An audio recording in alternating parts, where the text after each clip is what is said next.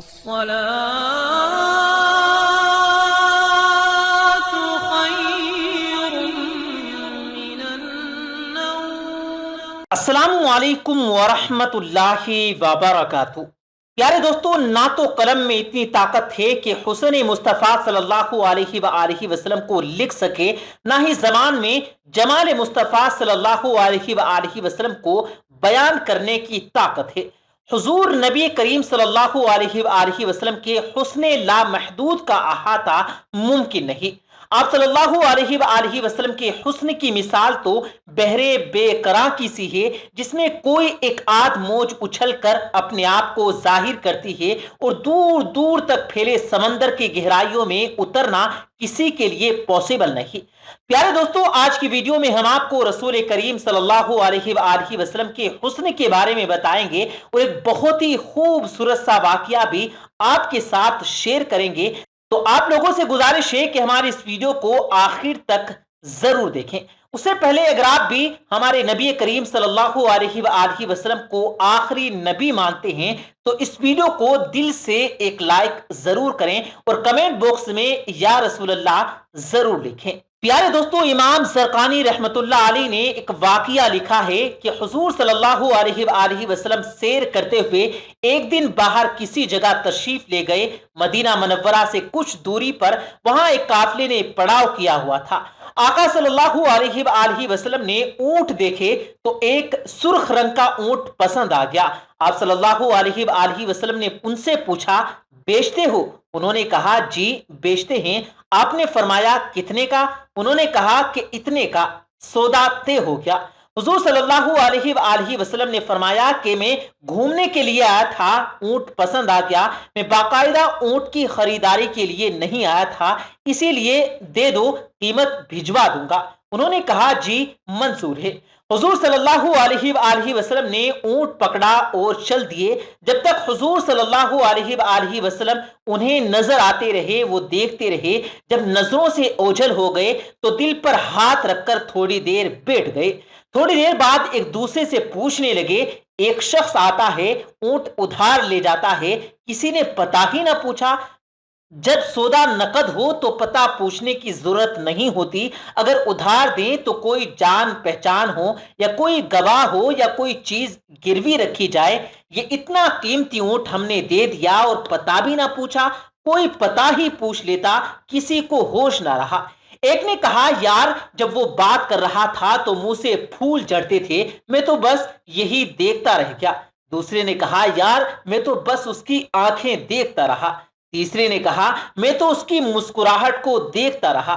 کہنے لگے، وہ اپنے حسن کا جادو جگا کر قیمتی اونٹ ہم سے ہتھیا کر لے گیا ہے۔ پیارے دوستو، قافلے کے سردار کی بیوی جو اب تک خاموش بیٹھی تھی، خیمے کا پردہ ہٹا کر کہنے لگی کہ میں ضمانت دیتی ہوں۔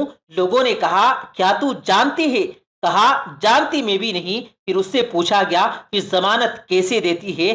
کہا، جب تم سودا کر رہے تھے تو میں نے خیمے کی اوٹ سے اس کا چہرہ دیکھا تھا، اتنے حسین چہرے والا جھوٹ نہیں بول سکتا۔ اتنے میں حضور صلی اللہ علیہ وآلہ وسلم کے غلام آ گئے، ان کی قیمت بھی ادا کی اور تمام قافلے والوں کو رات کا کھانا بھی پیش کیا۔ وہ عورت پکار اٹھی کہ دیکھا، یہ شخص جتنا صورت کا حسین تھا، سیرت کا بھی اتنا ہی حسین نکلا۔ وہ تمام قافلہ کلمہ طیبہ پڑھ کر مسلمان ہو گیا۔ پیارے دوستو، بے شک رسول کریم صلی اللہ علیہ وآلہ وسلم جیسا اللہ تعالیٰ نے اس دنیا میں پیدا ہی نہیں فرمایا۔ حضور نبی کریم صلی اللہ علیہ وآلہ وسلم کے حلیہ مبارک کے حوالے سے بیان کی ہوئی روایات کے مطالعے سے جو کچھ ہم جان سکے وہ یہ ہے کہ آپ صلی اللہ علیہ وآلہ وسلم کا جسم اقدس نہ تو مائل بافروا تھا، یعنی نہ تو زیادہ موٹے تھے اور نہ ہی وہ ناتوا، بلکہ آپ صلی اللہ علیہ وآلہ وسلم کے جسم اقدس کی ساخت سراپائے حسن اعتدال کا مرقع تھی۔ آپ صلی اللہ علیہ وآلہ وسلم کے اعضائے مبارکہ میں ایسا حسین تناسب پایا جاتا تھا کہ دیکھنے والا یہ گمان نہ کر سکتا کہ ولا اس دوسرے کے مقابلے میں یہ موٹا ہے یا کمزور ہے۔ آپ صلی اللہ علیہ وآلہ وسلم کے جسم اطہر کی ساخت یعنی بناوٹ اتنی متناسب اور کمال کی مظہر تھی کہ اس پر فربہی یعنی موٹاپا یا کمزوری کا حکم نہیں لگایا جا سکتا تھا۔ موٹاپے اور دبلے پن کی دونوں کیفیتی سختی یا وجاہت اور جسمانی حسن و وقار کی منافی سمجھی جاتی ہیں۔ آپ صلی اللہ علیہ وآلہ وسلم سر سے پاؤں تک حسن مجسم تھے، اور یہ فیصلہ کرنا مشکل تھا کہ حسن جسد اطہر کے کس کس جگہ پر کمال حسن کی کن کن بلندیوں کو چھو رہا ہے۔ صحابہ کرام رضوان اللہ تعالی علیہم اجمعین نبی کریم صلی اللہ علیہ وآلہ وسلم کے سراپائے جمیل اور صورت زیبا کے دیدار سے اپنی آنکھوں کی پیاس بجھاتے تھے، اپنے من کی تشنگی کا مداوا کرتے۔ دیدہ و دل میں آپ صلی اللہ علیہ وآلہ وسلم کی محبت کے قلاب ہوتے۔ آپ صلی اللہ علیہ وآلہ وسلم کے دیدار سے انہیں سکون، طمانینت اور فرحت و راحت کی دولت نصیب ہوتی۔ حضور صلی اللہ علیہ وآلہ وسلم عظیم المرتب اور بارعب تھے۔ آپ صلی اللہ علیہ وآلہ وسلم کے چہرہ اقدس 14ویں رات کی چاند کی طرح چمکتا رہتا تھا۔ قد مبارک متوسط قد والے سے کسی قدر لمبا تھا، لیکن لمبے قد والے سے نسبتاً پستہ تھا۔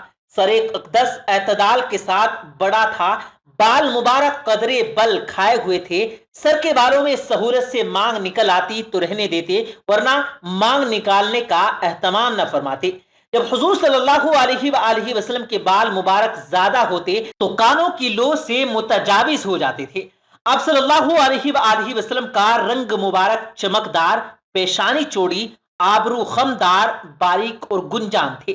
آبرو مبارک جدا جدا تھے، ایک دوسرے سے ملے ہوئے نہیں تھے۔ اس پر ایک چمک اور نور تھا۔ جو شخص غور سے نہ دیکھا وہ آپ صلی اللہ علیہ وآلہ وسلم کو بلند بیلی والا خیال کرتا۔ آپ صلی اللہ علیہ وآلہ وسلم کی ریش مبارک گھنی تھی، رخسار مبارک ہموار اور ہلکے تھے، دہن مبارک کے اعتدال کے ساتھ فراخ تھا، سامنے کے دانتوں میں قدر کشادگی تھی، سینے سے ناف تک بالوں کی ایک باریک لکیر تھی۔ آپ صلی اللہ علیہ وآلہ وسلم کی گردن مبارک اتنی خوبصورت اور باریک تھی کہ جیسے کسی گوہر آفتاب کو تراشا گیا ہو، اور وہ رنگ و صفائی میں چاندی کی طرح سفید اور چمکدار تھی۔ آپ صلی اللہ علیہ وآلہ وسلم کے اعضاء مبارک گوشت اور متدل تھے اور ایک دوسرے کو مضبوطی سے پکڑے ہوئے تھے۔ پیٹھ اور سینہ مبارک ایک سار تھے، لیکن سینہ مبارک براق اور ابھرا ہوا تھا۔ دونوں شانوں کے درمیان مناسب فاصلہ تھا۔ جوڑوں کی ہڈیاں مضبوط تھی۔ بدن مبارک کا جو حصہ کپڑوں سے باہر ہوتا روشن نظر آتا۔ ناف اور سینے کے درمیان ایک لکیر کی طرح بالوں کی باریک دھاری تھی۔ اس لکیر کے علاوہ سینہ اقدس اور بدن مبارک بالوں سے خالی تھے۔ البتہ بازوؤں، کندھوں اور سینہ مبارک کی بالا حصے پر کچھ بال موجود تھے۔ کلائیاں لمبی تھی، ہتھیلیاں چوڑی، نیز ہتھیلیاں اور دونوں قدم پر پرگوشت تھے۔ ہاتھوں پاؤں کی انگلیاں تناسب کے ساتھ لمبی تھی۔ آپ صلی اللہ علیہ وآلہ وسلم کے تلوے قدرے گہرے اور قدم ہموار اور ایسے صاف تھے کہ پانی ان سے فوراً ڈھلک جاتا۔ جب آپ صلی اللہ علیہ وآلہ وسلم چلتے تو غور سے قدم اٹھاتے، مگر تواضع کے ساتھ چلتے۔ زمین پر قدم آہستہ پڑتا، نہ کہ زور سے۔ آپ صلی اللہ علیہ وآلہ وسلم سبق رفتار تھے اور قدم ذرا کشادہ رکھتے، چھوٹے چھوٹے قدم نہیں اٹھاتے۔ جب آپ صلی اللہ علیہ وآلہ وسلم چلتے تو یوں محسوس ہوتا گویا اونچی جگہ سے نیچے اتر رہے ہیں۔ جب کسی کی طرف توجہ فرماتے تو مکمل متوجہ ہوتے۔ آپ صلی اللہ علیہ وآلہ وسلم کی نظر پاک اکثر جھکی رہتی اور آسمان کی نسبت زمین کی طرف زیادہ رہتی۔ گوشائے چشم سے دیکھنا آپ صلی اللہ علیہ وآلہ وسلم کی عادت تھی، یعنی غایت حیا کی وجہ سے آنکھ بھر کر نہیں دیکھتے تھے۔ چلتے وقت آپ صلی اللہ علیہ وآلہ وسلم اپنے صحابہ کرام رضوان اللہ مجمعین کو آگے کر دیتے اور جس سے ملتے سلام کہنے میں خود شروعات فرماتے۔ تاجدار کائنات صلی اللہ علیہ وآلہ وسلم کے پیکریں دل نشی کو اللہ رب العزت نے ایسا حسین بنایا کہ ہر دیکھنے والا آپ صلی اللہ علیہ وآلہ وسلم کے حسن و جمال کی حلاوتوں میں گم ہو جاتا۔ اور دوستو، جو واقعہ ہم نے آج کی ویڈیو میں آپ کو پہلے سنایا، یہ سب رسول کریم صلی اللہ علیہ وآلہ وسلم کے حسن کی وجہ سے تھا۔ لوگ رسول کریم صلی اللہ علیہ وآلہ وسلم کے حسن کو دیکھ کر ایسے حیران ہوئے کہ انہیں کچھ سمجھ ہی نہیں آیا کہ انہیں کیا ہو گیا، اور سرد امت کو اس طرح سے انہوں نے بغیر کسی جان پہچان کے رسول پاک صلی اللہ علیہ وآلہ وسلم کے حوالے کر دیا۔ پیارے دوستو، یہ رسول کریم صلی اللہ علیہ وآلہ وسلم کی حسن ہی کی وجہ سے تھا کہ وہ نبی کریم صلی اللہ علیہ وآلہ وسلم کی جس ادا اور جسم کے جس حصے کو دیکھتے بس دیکھتے ہی رہ جاتے۔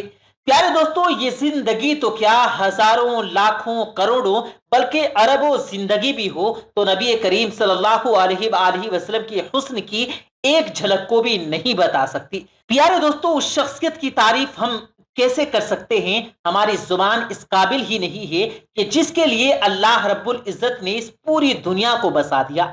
پیارے دوستو، امید کرتے ہیں آپ کو آج کی ہماری یہ ویڈیو ضرور پسند آئی ہوگی۔ اگر آپ کو یہ ویڈیو پسند آیا ہو تو اس ویڈیو کو دل سے لائک کریں اور زیادہ سے زیادہ لوگوں تک اس ویڈیو کو ثواب کی نیت سے شیئر کریں، اور اس ویڈیو کے بارے میں آپ کی کیا رائے ہے کمنٹ سیکشن میں اپنی رائے کا اظہار ضرور دیں، اور مزید اسی طرح کی روز کی ویڈیو پانے کے لیے ہمارے چینل کو ضرور سبسکرائب کریں۔ ملتے ہیں پھر ایک نئی ویڈیو کے ساتھ، تب تک کے لیے اللہ حافظ۔